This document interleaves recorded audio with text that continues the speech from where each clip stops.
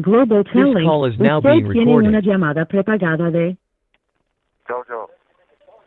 un preso recluido de la prisión estatal de Centinela, California. Esta llamada y su número de teléfono será controlada y grabada. You have a prepaid call. You will not be charged for this call. Para aceptar esta llamada, diga o oprima ahora el 5.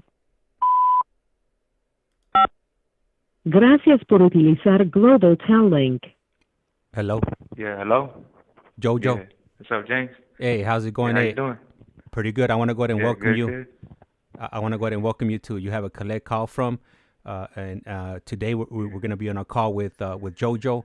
You know, he's coming out from. He's calling us from prison right now, and I'll go ahead and. Do you want to go ahead and share do a small introduction to our audience here? Yeah, well, yeah, I want to thank you and thank the audience for, being up tonight and opening this platform for me to, share my story with you guys and, everything that I've been through and my change. And yeah, but my name is Joe TREJO, and I'm right here in Centinela State Prison. I've been locked up incarcerated for about like 14 and a half years for second-degree robberies in the use of firearm enhancement. But yeah. Thank you for that, Jojo. Yeah. And right now, currently, we just got two people that just tapped in right now, and we got Manny C, and he's telling us saludos, and we also got LA analyst, and they put a hello, checking in, welcome. So yeah, I'm not sure if I mentioned to you on our previous calls, but we do have live interactions. We either have people, Oh, that's awesome right there. Yeah. That's awesome, yeah.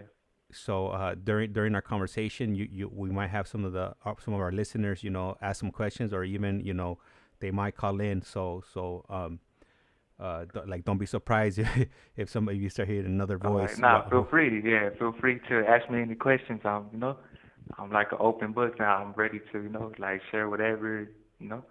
But yeah, I'm from Long Beach, California.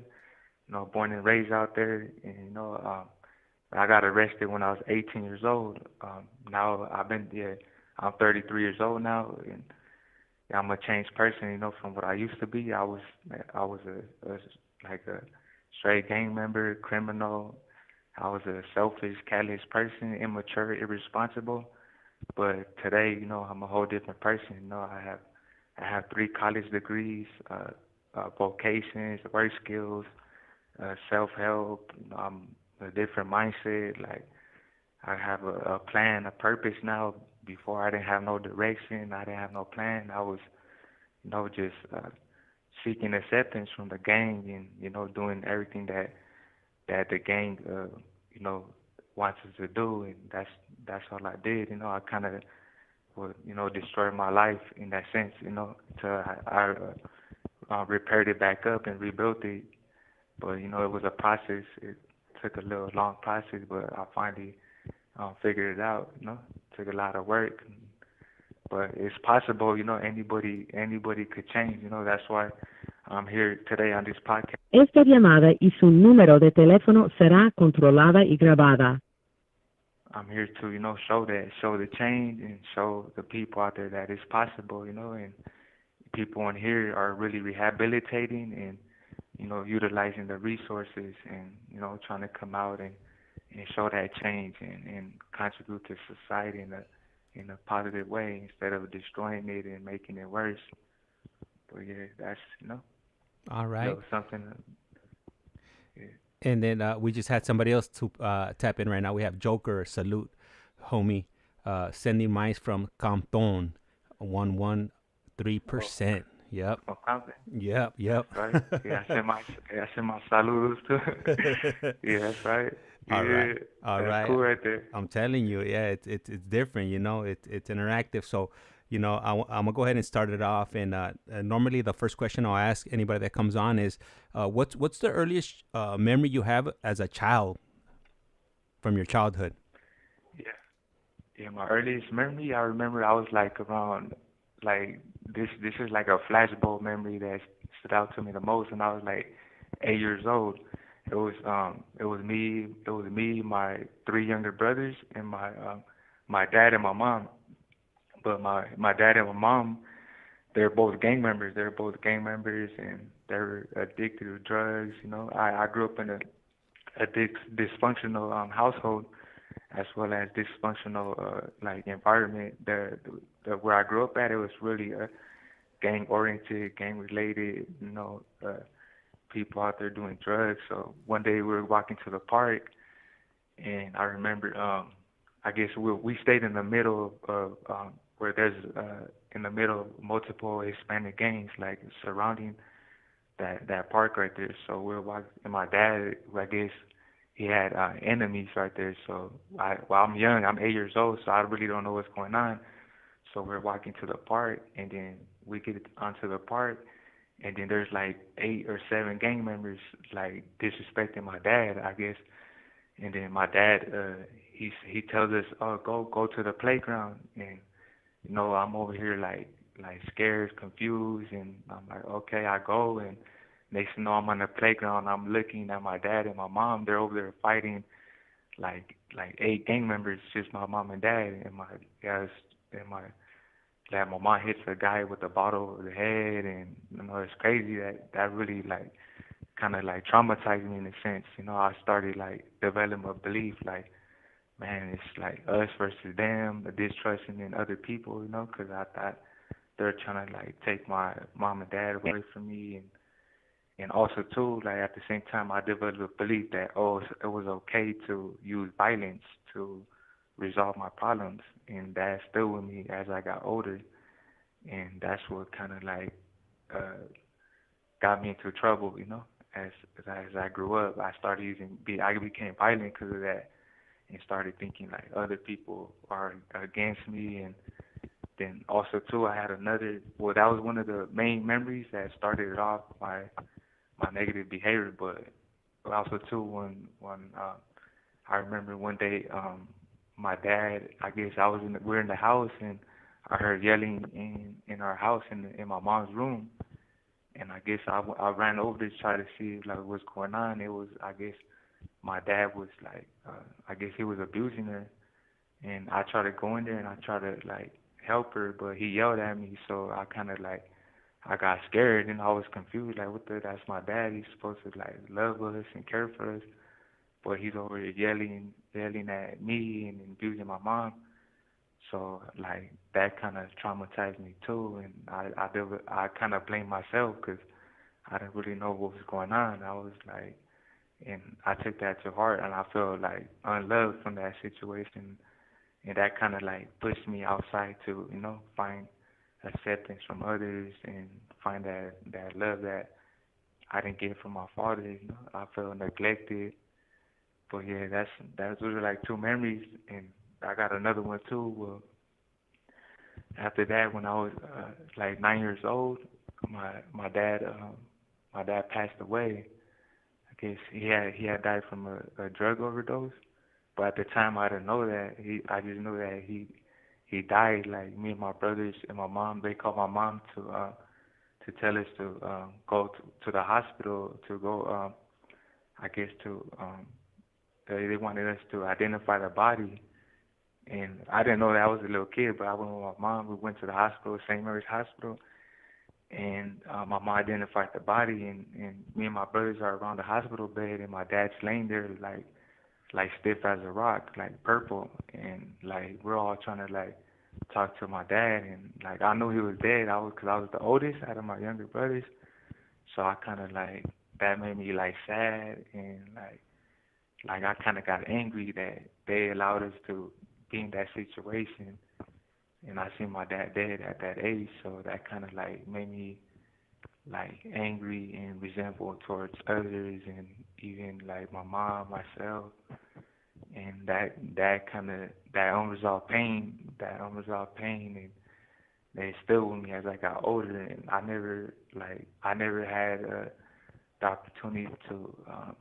like heal from that, when I was younger, and that was like the driving force under like me in my negative behavior as I got older, and I was just displacing it on others and the community, and yeah, but those are like those traumatic experiences that I went through, as a kid, that kind of like shaped my outcome, and how I became like bad, and how I became a gang member and all that. And let me ask But you, yeah, so at such a young age, how did losing your father at that age, and how did your household, how did your dad passing away, how did it affect your household? okay, yeah, man, it affected us bad. Like after, cause my dad, he was like the breadwinner. He was a provider. He was our provider, protector. Like he was my role model. My guider. Everything. So my mom, she was kind of she was disabled. She didn't really have no work skills, so she was dependent on my dad. So my dad passed away. We kind of went through like a period of poverty, homelessness. Yeah, we struggled. It was real struggles. My mom had to take care of 5 boys on her own, and I don't think she was prepared for that. So us being little, like at that age, we had to experience like sleeping like on bus stops, sleeping in motels, cars. My mom had to do like crazy stuff to get like a room for us, and then yeah, it was like a bad experience. We didn't get the things we needed, and so that kind of contributed to me being more angry at the world, and myself self-blaming, having low self-worth, and no value, and then I had to find, I needed that love, I needed that acceptance, I needed a guide or something, and that's when my older brother got out of CYA when I was like 10 years old, and he brought like the gang influence, that negative influence to my life, and I thought at the time I was vulnerable, So he came in and he kind of like embraced me, but at the same time he showed me all the wrong things. He showed me like the gang, and he showed me the gang and criminal lifestyle. And at the time, I thought it was okay because I felt that acceptance from him, and I learned how to steal at the age of 10. At the age of 10, I started stealing, and he started appraising me. I started holding a gun, and I started getting appraised by him, saying, "Oh yeah, that's good, little brother." And so I that's how I started forming those beliefs and thinking that it was okay to do all those negative things, which it wasn't. But I started, forming work beliefs and thinking like, oh, gang and criminal lifestyle was the life, But it really wasn't. But at the time, it seemed right because it was working. But yeah. And let me ask you. You just mentioned that at 10 years old, your brother had you holding a gun, and why would he have you holding a gun at such a young age? Was he just having you just hold it just to hold it so he wouldn't have it on him? Were you holding it and he was showing you how to use it? What was the purpose of you holding a gun at that age? Oh yeah, cause he was an active gang member at the time, so he was really like out there, and he needed it for, I guess, his protection, or to to show that power, that control that he had, in case he just needed it for his enemies, So I guess he wanted me to hold it so like I could basically deceive the police or whatever, or deceive anybody that he doesn't have it. The cops come, I have it, I could walk away and like nothing, and he doesn't get locked up. So at that age, it's crazy because at the age I was carrying an AK-47 in my backpack, and I look back, I'm like, wow, like I was really, that young holding the AK. Le queda un restante de 60 segundos. Yeah, so and then I was just, I was just doing it because I was trying to be accepted. I was thinking like, okay, listen. Esta llamada y su número de teléfono será controlada y grabada. I'm making the right choices, and I thought, and that's how I thought, all right, I felt the power and the control a gun had, and that's how I developed the belief that okay, like it's okay to have a gun and use it and for your protection or to get what you want, and that's that's how I started shaping those beliefs. And I know right now it's about to hang up. So if you could go ahead and give us a call back, we'll go ahead and continue down your journey. And man, I gotta say, it breaks my heart, hearing your upbringing at such a young age, going through all the things that you went through at that age. So I could just imagine, the other things you've been through. So this is gonna be JoJo. He's our newest inmate at Centinela State Prison that's participating on this YouTube channel. Really appreciate it, and he should be calling us back shortly. I know I've been off for the last few days. It's just it's been difficult, as far as juggling, doing these lives and in my work schedule. But for this next week, I'm gonna be off for the next. I think I'm gonna be off for about 5 days this week coming up. So definitely I'll be on the lookout for some more lives, and bringing on new interviews are gonna definitely be dropping on a daily basis. So make sure you have your alert set up so you don't miss out on any of them. And it's definitely an exciting time for me. Start making more connections and live connections, and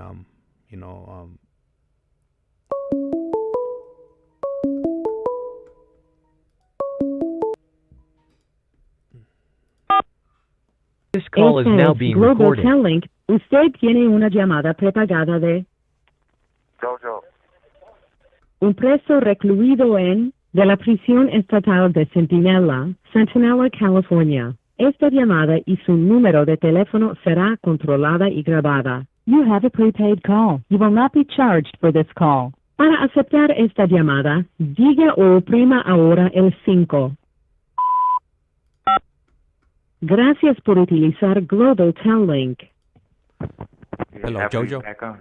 Yeah. Okay, yeah. So we're back.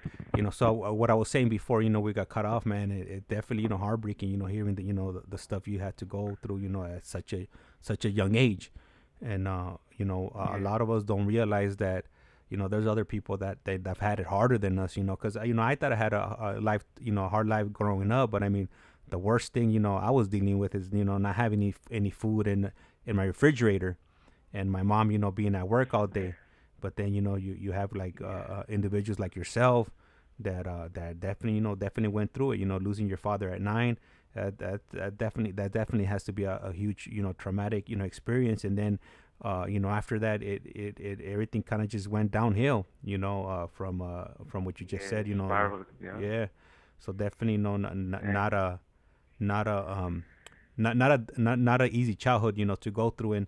And the reason I like like having gentlemen like yourself come on because you guys shed light on all these events that happen, and then it leads to and then you ending up in prison, and it kind of gives us an insight of what help lead you down that way. Yeah, of course. That's absolutely correct. Like, you're right, because that's why I'm here to share too, because it's really people are actually good people. It's just that their experience kind of turned them into something else. They go through the struggle and they have to survive, and they turn into these gang members, criminals. But that don't mean that they're evil people. It's just their circumstances make them go through that, and that's why we need to that's why I want to highlight this, so society out there could see that and kind of empathize with us and understand it's a struggle. Esta llamada y su número de teléfono será controlada y grabada. As a person, that we could become better, and that we just need the right resources and the right understanding, and we could change. So, yeah. And let me ask you something. At that age, did you have any positive role models? Whether it was maybe like a school teacher, maybe an uncle, an aunt, a family member that was trying to have a positive influence on you at that age, or pretty much were you guys just were I kind of well, yeah, there were around, but at the time, like already like my mindset was already made up towards like I wanted to be a gang member like my brother and my father, and then all their homies were around me, so those are like the role models that I aspired to be like. And it was just constantly like that stimulus, that influence, that negative influence, always around. And so yeah, they were more prevalent. They're more prevalent around, and so I thought it was like more easier and to gravitate towards them, and I could relate more to them.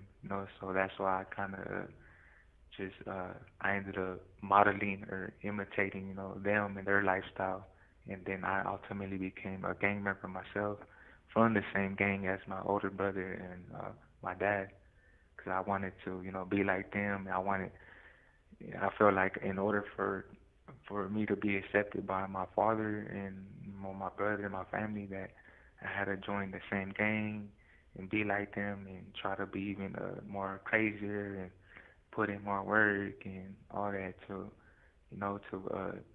maintain, sustain that reputation, the family reputation, yeah, that intergeneration, like passing down, the gang torch and all that. But yeah, that was my thinking process at the time, and so I really didn't like there was models out there, but like I don't know, I like my brain was already like ready just to go the opposite direction. I didn't gravitate towards the other, and yeah.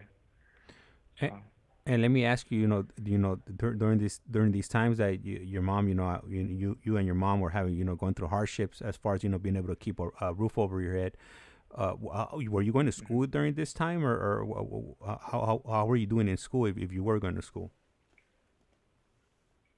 yeah, well, because we're constantly like moving and going to places. So I'll go to school, I'll miss, or sometimes yeah I would ditch, or because sometimes we didn't have clean clothes, or we didn't have the transportation to get to school. So yeah, we just I end up missing or not even going. I would just stay wherever we're staying at somebody's house or at a motel, and I kind of like I felt like ashamed to go to school, based on like my living conditions and what I was experiencing. I felt like other people are gonna know and see me and make fun of me, humiliate me, and all that. So yeah, Yeah, I know. Definitely, being young at that age, yeah, you definitely, don't want to be made fun of as a kid, whether you have, because I mean, as a kid, I mean, everybody likes to have, like cool looking clothes or some nice shoes, new pair of shoes. So yeah, if you don't have that and you stick out, kids could definitely be mean and single you out, and it's definitely not fun, being made fun of at that age. yeah, but also too, it was like the fear of like being abandoned, being like say like if I leave my mom and then it's like I don't know if she's gonna be there or we're gonna still be at the same hotel or same place, So it's like I gotta stick next to her because I don't know, and like what was the next move, So that was like me trying to like secure, my safety and all that at the time when I was a kid, though. But Yeah. yeah. So so you went, your father passed away. You guys went through homelessness. Um, your brother, got out of CYA, and he was having you hold guns. How long was it before you ended up, joining your local gang? At what age? All right, so yeah, I ended up I joined the gang when I was like 15, but I was before that. Like my older brother, he was only in my life for like a year. He got arrested. He got locked up for murder, and then so that kind of left me out there alone again. I felt abandoned, like, 'cause he was the my role model at the time after my dad passed away. So he got locked up. So you know it got worse. So then I was vulnerable again. So I was like, you know, on the move to seeking acceptance again. And the only way I could find it was from his homies. His homies started coming around and started like embracing me, and I started like, imitating them, started throwing up the hood signs and started trying to be like them. So I started claiming, for a little while, and then but I also too I ended up starting my own crew, little tagging crew. I started because there was like future like like all their younger brothers or people in the community that were future like gang members that were gonna be from the same gang. We all got together and we formed a little crew that were future kids that were gonna get into that gang, but we had to prove ourselves. So we had to be from the crew for like a few years until we could get into the gang, until we proved that okay, they're with it, they're capable, of claiming that neighborhood. So I had to build it up. I had to, um, do criminal activity and all that gang stuff to show them. And eventually, when I turned 15, one of my older brothers, a homie, he told me if I wanted to be from the gang, and I was like, yeah. And so, he called a few other homies, and we went. A few of their homies came and went to the alley, and they jumped me in. And then yeah, I got jumped into the gang at 15, and then yeah, I started committing crime. I started getting worse because I started getting that acceptance. Like, all right, yeah, he did this, he did that, and they wanted me around, and my name started getting known, and I started going to juvenile hall. Went to juvenile hall a few times. Then I went to camp. I went to camp a couple of times, and every time I just got worse as I went because I started, representing that neighborhood and just getting that appraisal from it, I guess, and that feeling accepted, feeling worthy, my self-esteem, status. I started gaining value, and I started developing an identity around that moniker that I was given, and I kept on going. Yep. And let me ask you, so you just mentioned right now that you started getting arrested and you started, going into the juvenile hall system. I'm assuming since you were in Long Beach, you were going to Los Padrinos LP. Is that correct? Yeah, I went to Los Padrinos a few times right there. That's where they usually send us from that area, that region. They'll send us to Los Padrinos, and then from Los Padrinos we'll go to Central, and then from Central to Fillmore. Yeah. And the first time. Esta llamada y su número de teléfono será controlada y grabada. The first time that you were processed, into and you were going to Los Padrinos, were you scared? What kind of feelings did you have when you knew you were not gonna be released to your mom and you were gonna end up going to the halls?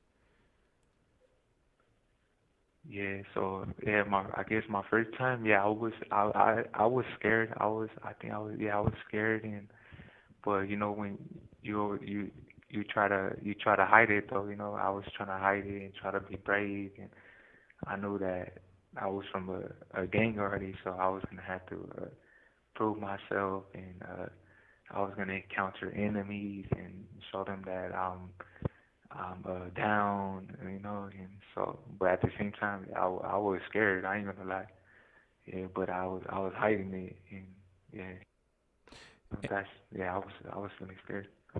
And from your experiences going in the halls, did you ever see like stuff that should have not been happening? With the staffs, whether there were raging fights or were they abusing kids? Whether if two kids were fighting and then the staff would do overkill. Like slam the kids on the floor and dislocate their shoulders. Did you ever see anything like that while you were in the halls?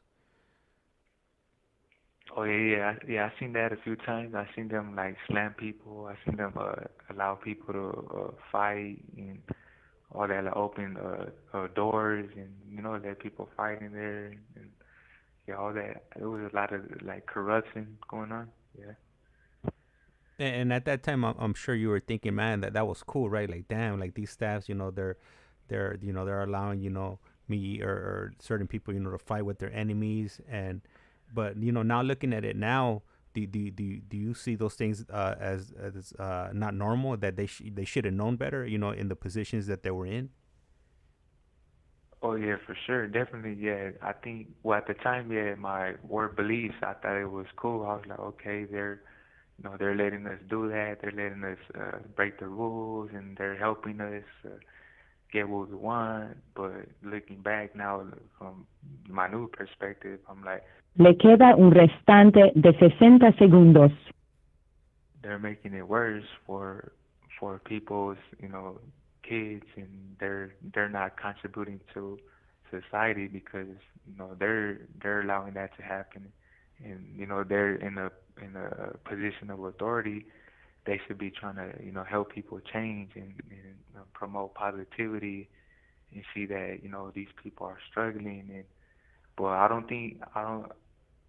think a lot of them, they didn't have the, or they probably did have the knowledge, but I don't think they were fully trained right.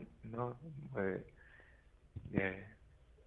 And I know it's about to cut off right now, so if you want to go ahead and give us a call back, and we'll go ahead and continue, with your journey, within the juvenile, the Los Angeles County Probation Department, pretty much.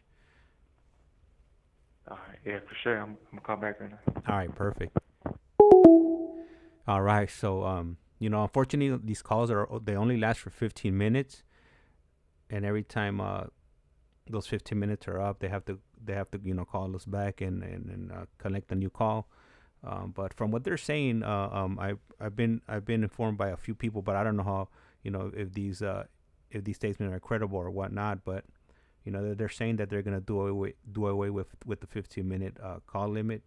And if it's true, I'll definitely welcome that, because it definitely it'll make having these conversations a lot easier without these breaks in between. So hopefully something gives, as far as with the tablets, because it doesn't make any sense for the tablets to have any type of limits, since you could be on the tablet all day making phone calls if you wish. So hopefully they get that sorted out sooner than later. And we'll probably end up doing like another 2 calls.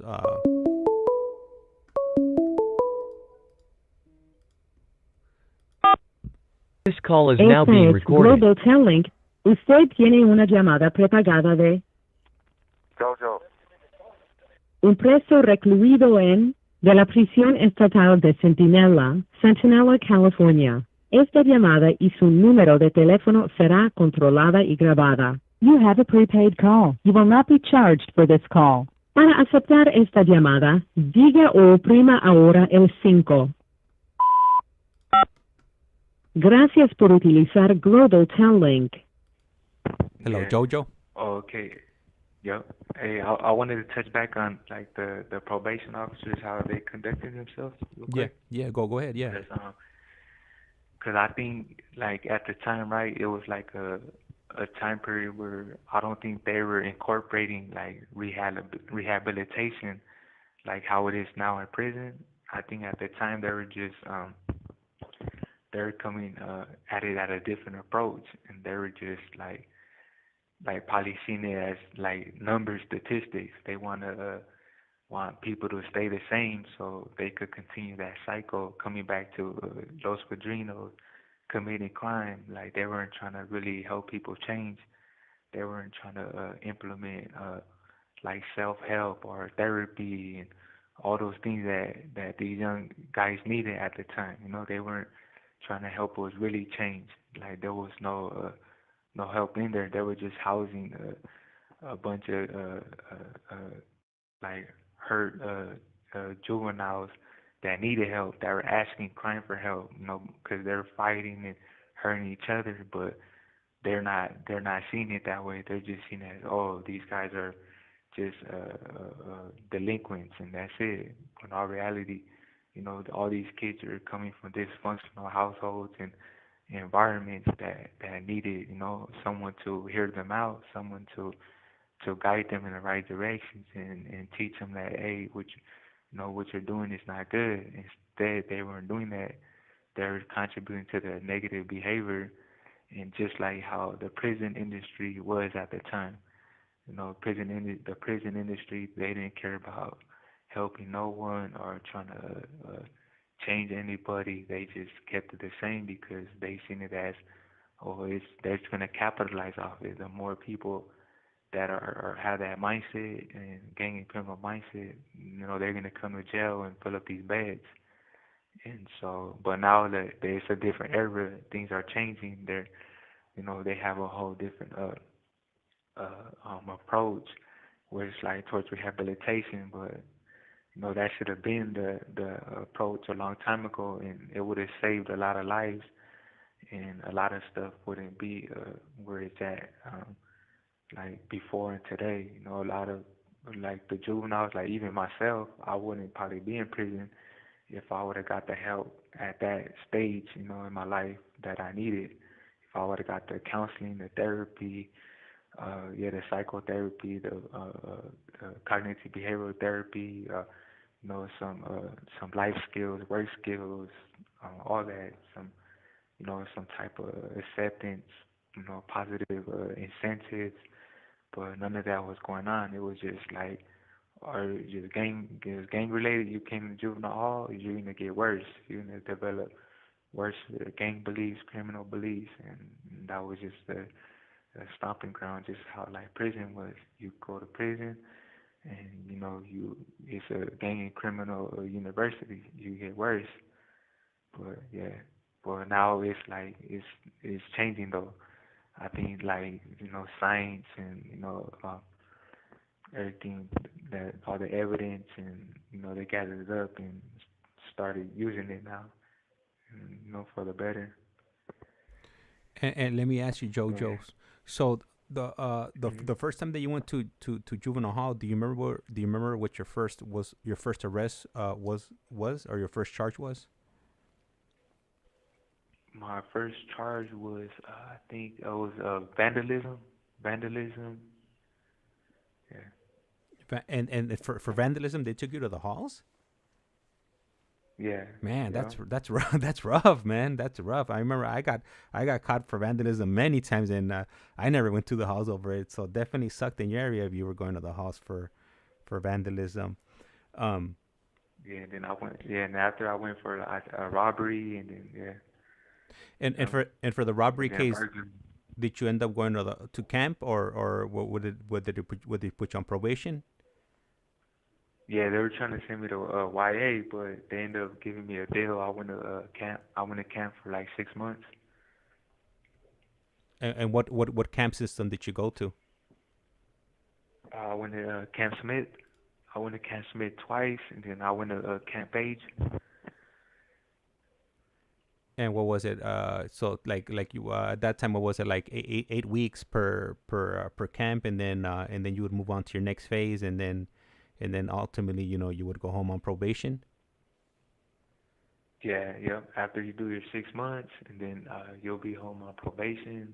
I think it was like probation was like a year or two. I'm not sure. I forgot how my probation went, but yeah. And I could attest to this here. That juvenile probation, I was never ever able to successfully complete my juvenile probation. I finally just ended up maxing out pretty much. I turned 18 when I got out of my last camp program, caught a violation, and then they terminated my probation. But that juvenile probation was probably like the hardest thing to ever get off of. Yeah, it was. Yeah, for sure. I ran from my probation officer many times. Every time I think, yeah, I was matter of fact, I was on probation when I caught this case when I was 18. Well, yeah, I had turned 18, and matter of fact, I was still on probation. Yeah, and then I got they terminated me. Yeah. And from your camp programs, did you ever learn anything or anything positive? Have any positive influences while going through the camp system? Nah, no, nothing positive. Yeah, it wasn't. They only had just regular school, just regular regular education. That's it. Oh, okay. Yeah. No, I But could. even then, at the time I wasn't trying to learn. I was just more focused on, my my gang and trying to, be active gang member, improve myself, and yeah, that's what I was focused on. I think it's kind of, my fault too, because my mindset and what I was like, what I valued. I valued the gang stuff more than education. Even though they had just education, I should have valued that more at the time. But I was on a whole different trajectory. So I think it has to do with my decision as well, choice I made too, that ultimately contributed to where I'm at today. So you mentioned that Esta llamada y su número de teléfono será controlada y grabada. that you were on probation. You were still on juvenile probation when you caught your the case that you're currently incarcerated for.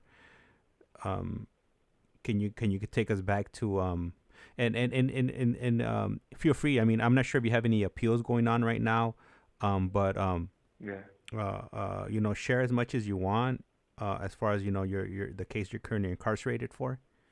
Do you remember like the day, what it was like? The days leading up to the event. And why were you out? Committing these crimes? Was it because you needed money? Was it just because you didn't have anything to do? What was your mindset during this time?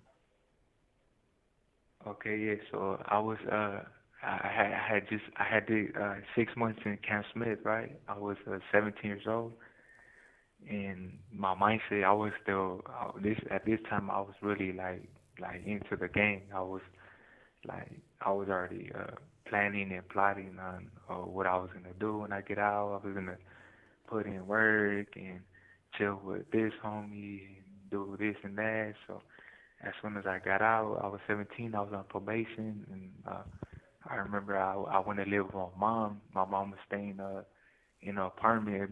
She was staying in a single apartment at the time, and all my other brothers were all locked up. So I was by myself in a single apartment. So that triggered loneliness. It triggered boredom. It triggered I need acceptance. Plus my mom was on welfare, SSI, so she didn't really have much money to provide. So I was like, man, I need to provide for myself, and the only way I knew how was committing crime. I learned how to steal. Remember, I told her I learned how to steal at a young age. So stealing was my main go-to. I was like, okay. So I automatically, everything triggered me to go to the neighborhood I was from, to go out there and try to see who's out there doing what. And so I immediately started getting involved in going to commit crimes. I was doing everything. I started doing burglaries, robberies, stealing from cars, houses. Then I started doing drugs, harder drugs. Started buying drugs to sell drugs. I was selling crystal meth. I was selling crack. I was selling weed. I started selling ecstasy pills, and this is all within a year, like till I turned 18. Before when I was still on probation. I remember I was going to probation school, and yeah, I was going to probation school, and I went on the run.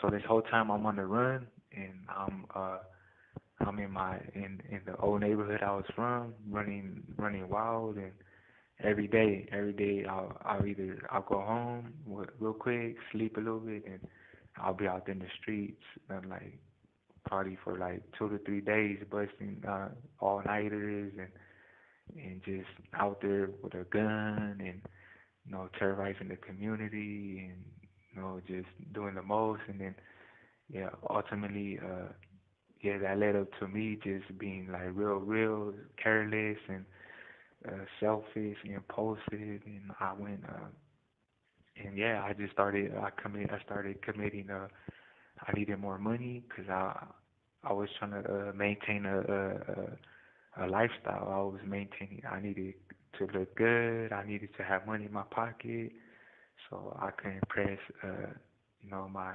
homies at the time, females. I was trying to like maintain that image, that identity I created.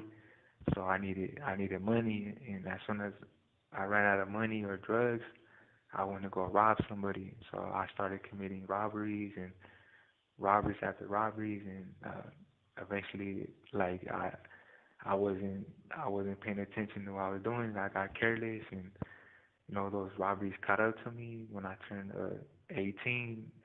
I had I remember when I was 18, I kind of knew I was on the run because they had raided my mom's house. They were looking for me, and I was living with my ex-girlfriend at the time when I had her, so I knew I was on the run. I was trying to stay low, but one of my friends, he had got out of prison. He ended up calling me. He ended up calling me to go hang out with him and go to go do some criminal activity. And me, like always having the belief of saying yes, that I can't say no to the homies. So I told him yes, and I went. I left my girlfriend, and I went to go hang out with him, and went to the neighborhood, and then we ended up trying to get we tried to steal a car. Like we called it a G ride at the time. We were trying to get a G ride. We had guns on us, so we were gonna go do something, and then I guess one of the neighbors in the community called the cops, and the cops came, and then they ended up the gang unit rolled up on us, and we ran. One of our old homies, he warned us, and he ran, and we ran out the car, and gang unit chased us, and Le queda un restante de 60 segundos. I threw a gun. He threw his gun. He ran, and I ran to a. Esta llamada y su número de teléfono será controlada y grabada. So they ended up blocking us. They ended up calling in all the units, and they called in the units. The helicopter came, and they surrounded the area. They put a perimeter, and then they brought the canine dog, and then I had got bit by a canine dog before, so they had brought a canine dog. I already knew what the canine dog was about, so as soon as they told me come out, or we're gonna let the canine in, I came out. I came out with my hands up, and I jumped over the fence, and they got me. And then my friend, my ex-homie, he ended up the canine ended up finding him. He had ran like a block away, and the canine found him and bit him, and then All right, so the call was just disconnected. He should be calling us back shortly, and when he does, he'll go ahead and continue down his journey, down his path. And I'm gonna go ahead and ask him a few questions, because I mean I'm from LA, but I'm not too familiar with Long Beach, so I think I want to say that Long Beach has their own police department. I don't think they're patrolled by sheriffs, but I'll go ahead and get clarification from him right now, and then also I'm gonna ask him if those robberies he was committing at that time? Were they strong arm robberies, or were they um, robberies with the weapon? Because I think I've never committed any robberies or things of that nature.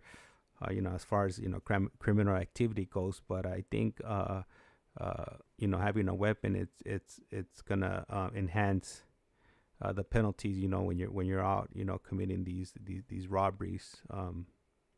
Normally, don't turn out too well.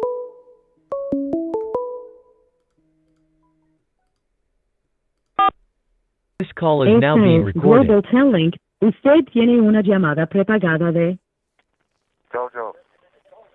un preso recluido de la prisión estatal de Centinela, California. Esta llamada y su número de teléfono será controlada y grabada. You have a prepaid call. You will not be charged for this call. Para aceptar esta llamada, diga o oprima ahora el 5.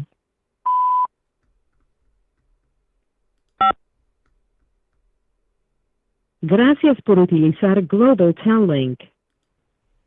Hello, Jojo. Yeah. All right. So I wanted to ask you a few questions. Well, first I want to make a comment. Yeah. So for tonight, after this call ends, it'll be our last call for the night. If you're available tomorrow, then we could go ahead and run some tomorrow. And then what I was going to ask you was, I was going to ask you two questions. The first one was, does Long Beach have their own police department, or are they patrolled by sheriffs? No, yeah, Long Beach, yeah, they have their own police department. Okay, yeah, that's. But they have the sheriffs. The sheriffs, they're out there too, but they patrol mostly by like the train station. Oh, okay, but, yeah. Long Beach, yeah, they have their own helicopter and their own. They have many police departments out there. But and by train station, do you mean, is it the Blue Line, the Metro Blue Line?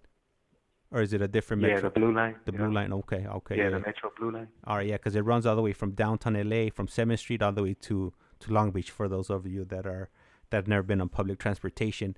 And then you mentioned earlier on that you were committing robberies. Were these robberies that you were committing, were they strong arm robberies, or was it robberies with a weapon?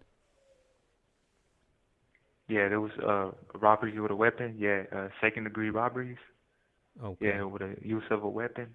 Yeah, but And these people that you were robbing, or victims, were they just random people that you saw on the street? You saw something that they were wearing, or you thought maybe they would have money? Like how would you select people that you would rob?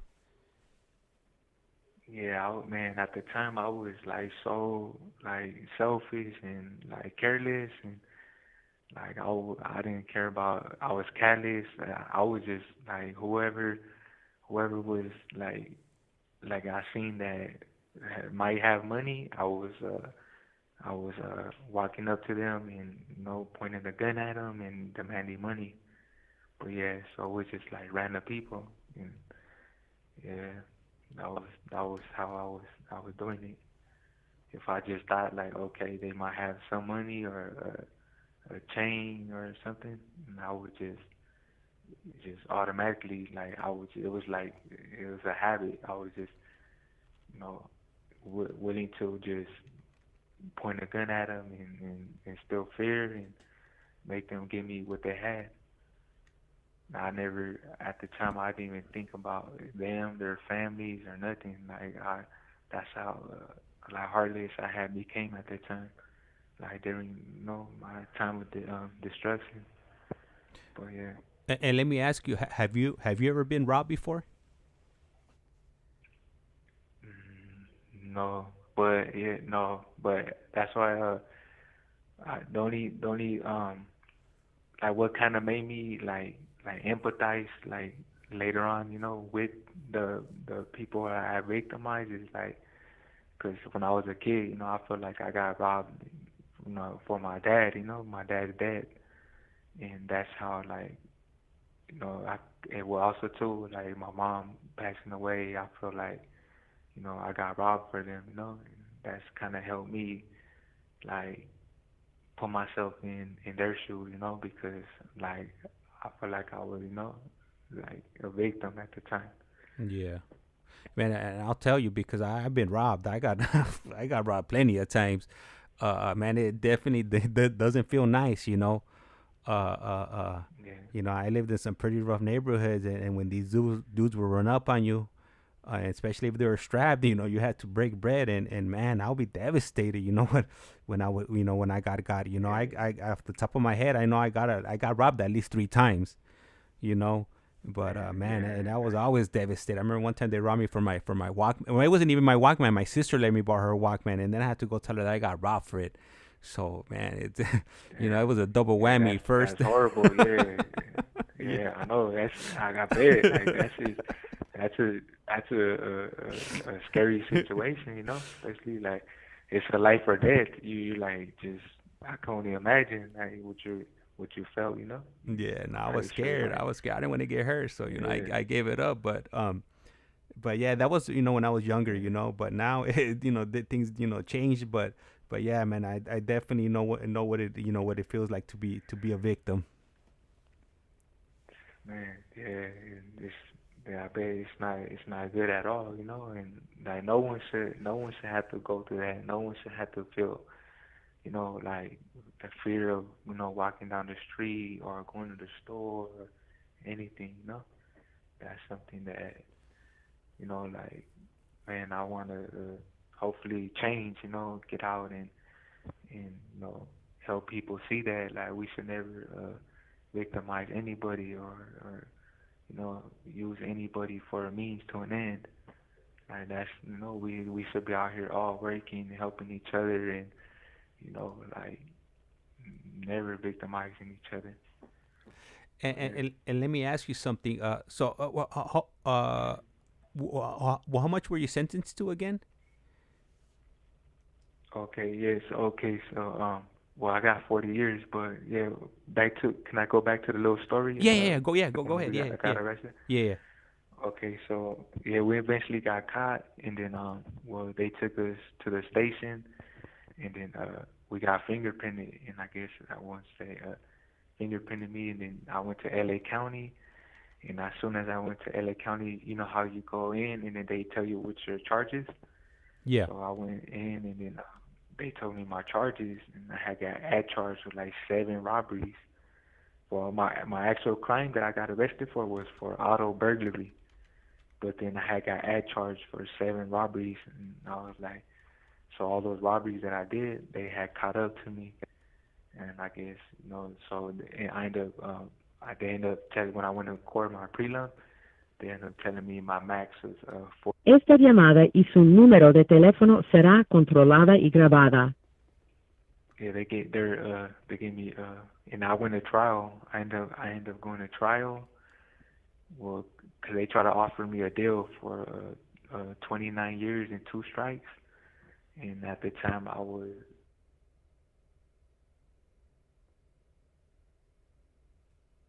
Hello. So I ended up going to trial. Yeah. Oh, your phone went then for a few seconds. Okay. Yeah. So yeah, I was saying so I guess they were trying to give me a deal and it was a lie. So I was like, nah, I wasn't trying to take it. They were trying to my lawyer was trying to give me like 15 years, but they wouldn't go no lower than 26 with 2 strikes.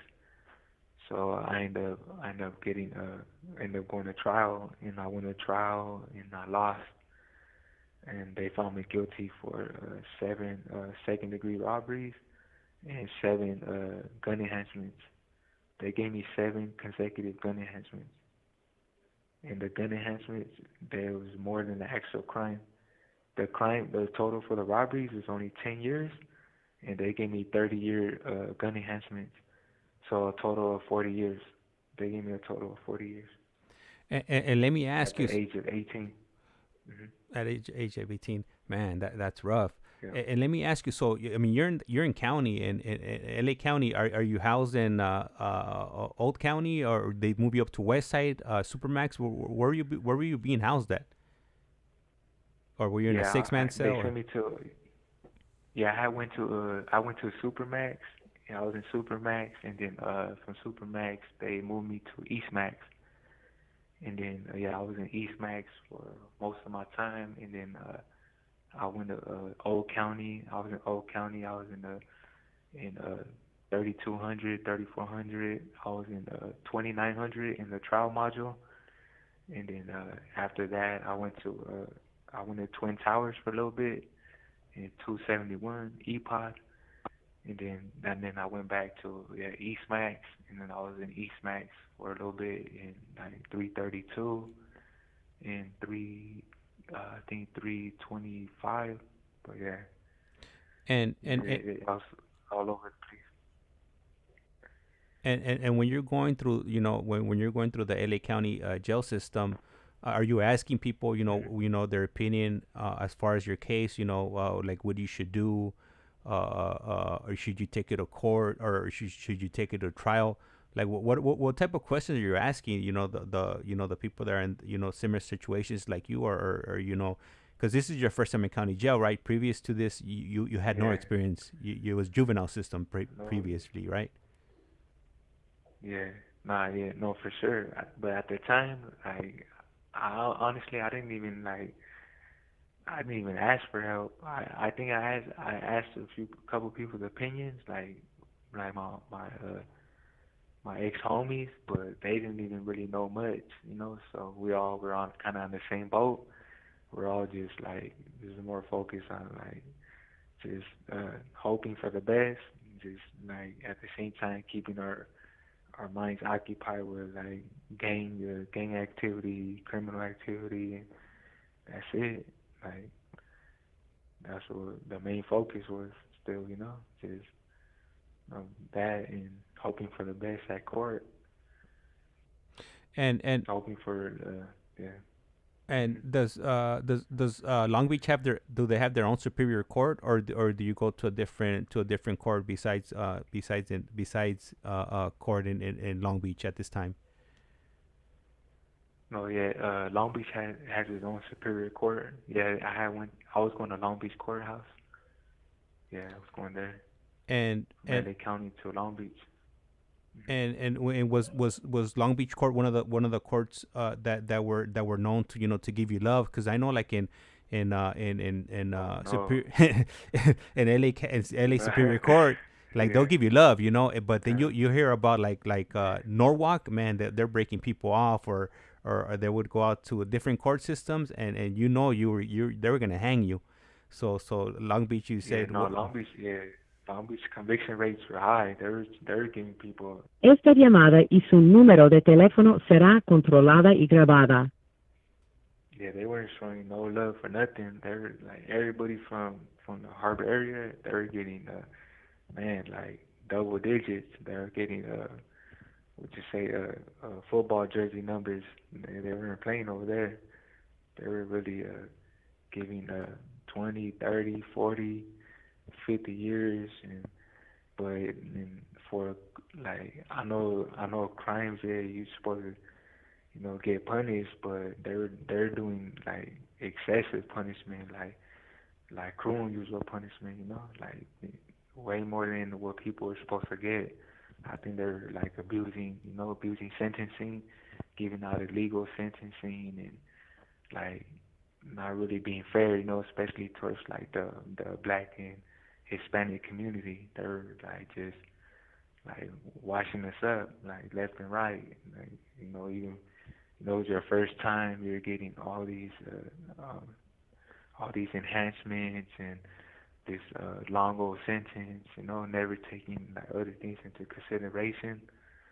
But yeah, they were abusing all that, abusing their powers, and yeah, and I'm pretty. And a lot of times, from what I've like experienced, they didn't even have like a lot of evidence on some people, and district attorneys were just making people sign deals to get that easy conviction and get their reputation um, higher and all that. Let me But ask you. yeah, the laws are changing though, so I think it's getting better, and they're kind of recalling all those bad sentences that they did, those illegal sentences. And let me That's ask what you. I'm in court. I'm going to court for that too right now. Okay. Yeah. we're definitely going to get into that. But let me ask you. So a moment ago you said that your sentence was unfair. What do you think would have been a fair sentence for the robberies that you committed in your eyes? What do you think? How Le many? queda un restante de 60 segundos. Yeah, because I think because the crime, the time for the actual crime in itself, I Mhm. think is fair for everything. But they started, attaching 10-year enhancements, 20-year enhancements. Like that's redundant, That's the crime itself like states that cause it's a robbery, like they use a weapon in the robbery. So how are you making someone do double time for the one crime? That's double jeopardy. You know, that's why I say it's unfair. But I know that, of course, if you commit a crime, you're supposed to be punished, but not cruel and unusual punishment. That's in the Constitution it says that's not allowed. In the United States. Hey, So I know it's about to that's cut why I off. say it's unfair. Call me back. Okay. We'll do one more so we could get into your right now what you mentioned as far as like the laws changing and whatnot. All right, so hopefully he calls back. And I'm sure he wants to get into the laws that are changing, and it's true. A lot of these crimes carried a certain amount of time, but then they would stack these enhancements on top of these crimes, and then you would get more time on the enhancements than you would on the actual crime. I got a friend that pled out, I think, I want to say two robberies. I think the robberies carried 3 years, but he had a strike, so they doubled it up to 6 years. And then they also gave him a 10-year gun enhancement, which brought it up to 16 years. Then they gave him two prison priors, two 1-year prison priors, which gave him a whopping 18 years for some robberies. So, man, yeah, right now I think he's on his time. He's on his enhancement time, pretty much. He completed his original sentence a long time ago, but they got him, and hopefully.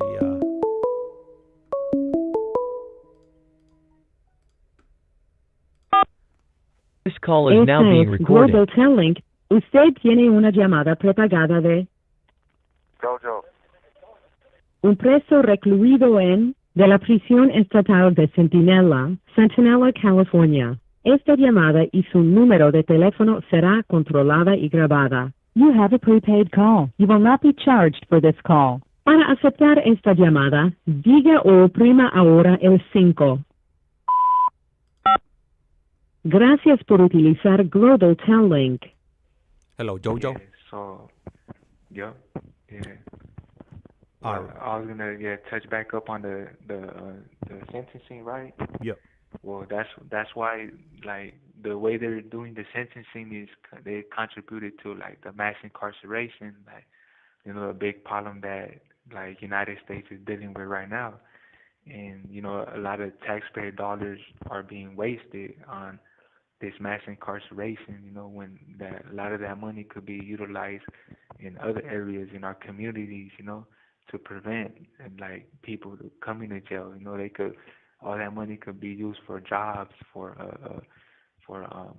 counseling, for drug rehab centers, for all those things, and now they're using it for prison industries, and because these illegal sentencing, they just keep on stockpiling people into prison for all these years and all these years when it shouldn't be that way, because there's already laws that are written for the actual crime, and not all these enhancements. These enhancements are being abused, and they've been abusing people, and it's been detrimental to our society. It's been ruining families, relationships. It's taking away from the job sectors. People could be out there working, people could be doing all kinds of other things, but they can't because they have all this time that they have to serve in prison when they don't even need all that time to change. They just need the actual time for the crime, and then plus the help, the rehabilitation, and that's all they need. But yeah, All right. I'm a part of I don't know if you heard of Initiate Justice. I'm an inside organizer for them, and we basically we help inform incarcerated people and formerly incarcerated people and their families how to engage in their civic duties. How to be a part of the legislation process, how to voice their opinions, to go lobby and support bills that are going to help their family members get out of jail and change the laws. And we come together, unite, and we could make change. We could really go to the ballots and vote. Vote for laws that are going to help our family members get out. Change the laws, all these abusive laws that they've been making. Without the people's voices. They just taking in certain interest groups and profiting. Paying off. The industry's paying off these legislators to make these bills for them so they could take taxpayer dollars and invest in their businesses. So we had to change that. We're gonna continue the movement and continue breaking that down. Through attrition, little by little. We gotta help everybody get out of jail. And help everybody change. Change their mindset, change their beliefs, change the way they, their gang and criminal mentality, so we can all be out there and live life together with our families and be productive members of society. And how did you become part of that organization? Well, yeah, I had got introduced to it by a friend, and then I started doing the work. Because they have, it's like a course, a workbook course. So you do the workbook course, and then they connect you with an outside organizer, and the outside organizer teaches you through, like a phone call, and teaches you about the legislation process, the ins and outs of it, how a bill's made, how it goes through the assembly first, and then it gets voted on there, and then makes its way through appropriations committee, through certain committees, appropriations, and public safety committee, and then it goes through the Senate. Once it goes to the Senate, then it gets passed by both chambers. Then the governor, has the last say, so he could either veto it, sign it, or not sign it, and the bill becomes law after a certain amount of time. So yeah, so you learn, basically all that, and then once you do that, you show them that you learned that, then they approve and sign that you're inside organizer, and then you help others become one from what you've learned. All right, and thank you for sharing that. What I'm gonna do is I'm gonna put a link, a web link for Initiate Justice on our chat, and I'll also link it up to this to this stream here. So like that, if anybody, if anybody's interested in looking it up or doing a little bit of more research on Initiate Justice, you could go ahead and have that information at your fingertips. Yeah, you can find them on Facebook, Instagram, all that too, and they have a podcast too, so they could check in on their podcast. Esta llamada y su número de teléfono será controlada y grabada. We all could work together. We're all part of the same team, and we have the same objective, and we're all here trying to help each other become better, and be part of society in a positive way. Yeah. So I'm gonna actually trying to right now. I'm trying to put it up on the screen right here so the viewers could see the website on the stream here. And and then hopefully they could look it up and support.